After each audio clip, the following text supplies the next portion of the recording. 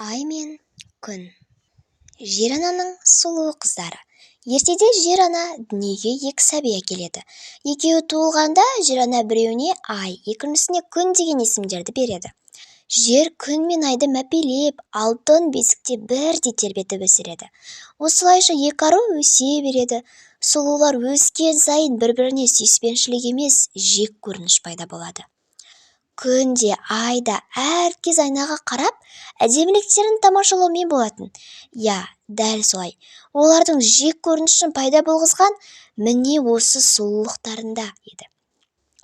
Екеуінде де әрқашан кім сұлу деген сауал туындайтын. Ай ару күннің жарқылын жек көретін. Онымен бүкіл әлем жарқырап, тіпті ай да жарқылдайтын. Екеуі тіл тапса алмайтын түсінген ай, анасы жерге барып: «Анашым, мен күнмен бірге тұра алмаймын. Екеумізді екі жаққа бөліп тастауыңызды өтінемін», дегенде жер ана қатты ашуланады. Айға рұқсатын бермейді.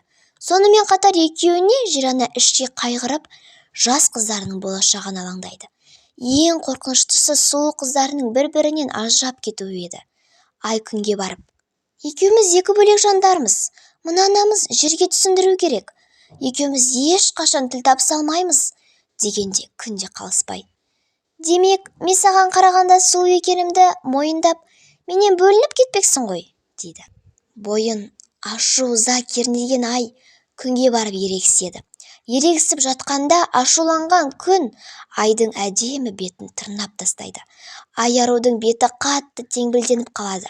Оны көрген ай қатты қайғыға батып, көз жасы көл болады. Сұлулығынан айырылған ай жер ананың рұқсатынсыз алысқа кетіп қалады.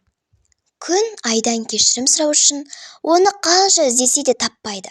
Алай болса түрінен ұялып, күннен қашып жүреді. Апалы-сіңлі қанша тырысса да бірге бола алмайды. Енді мүлдем кешеді.